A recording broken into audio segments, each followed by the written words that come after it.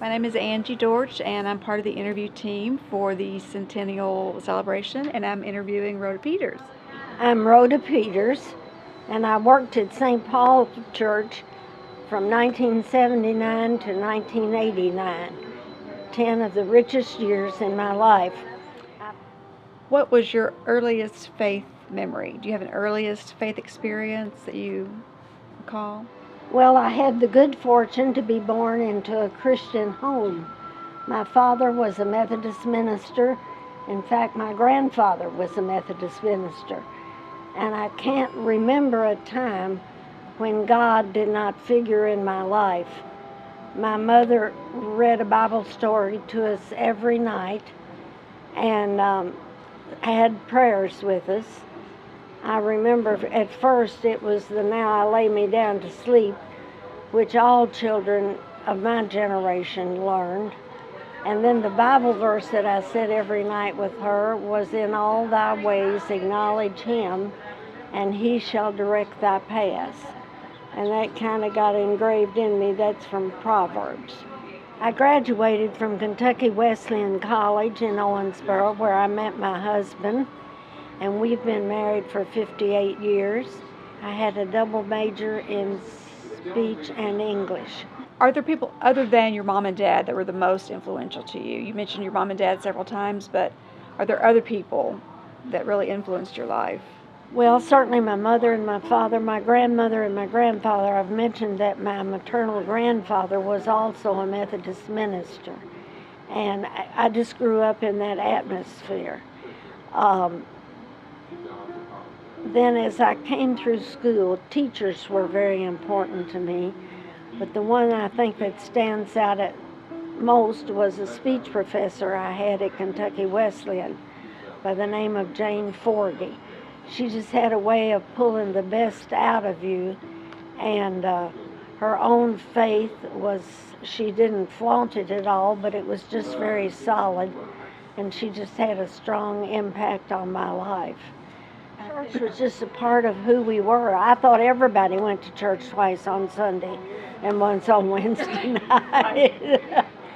And as I grew up, I became aware, though, that I was not allowed to take communion. And it was a puzzle to me because I was allowed to do everything else in the church and to learn the hymns. And I remember learning the Apostles' Creed and the Lord's Prayer, which my mother taught me so that I could participate in everything.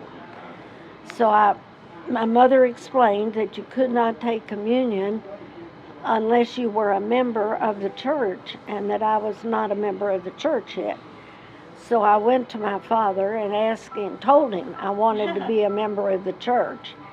And wisely, he just sat me down and talked me through it, explained to me what communion was. And I said, well, I love Jesus. Why can't I join the church? And he took me into the church at age 6, and I've been a member ever since, so that's about 75 years. Oh, most children joined about age 12. And when I reached that age and my contemporaries were getting ready to join the church, I think I took the confirmation class because I had previously been a class of one.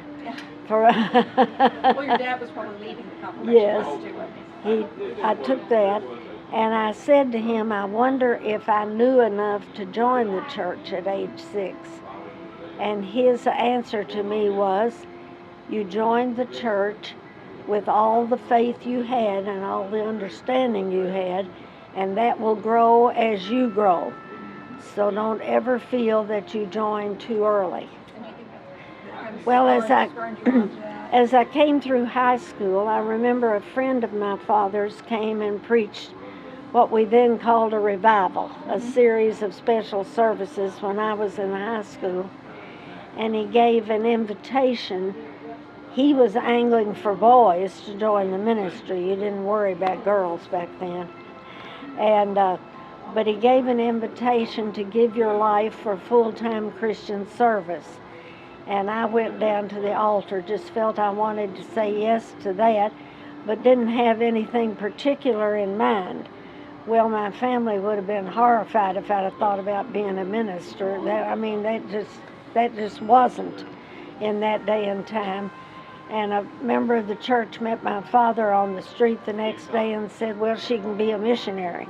It was always a mystery to me why you could go to a foreign country and be a missionary and you weren't allowed to preach at home. Well, since retirement, I think Ken and I, my husband and I, have found worship together in the evening before we go to bed to be very meaningful.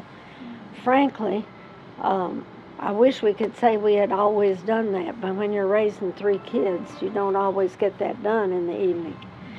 But that has meant a great deal to us as we have continued to go to church. I guess if I wanted to add a postscript, I would say about my entire life and my life at St. Paul, to God be the glory.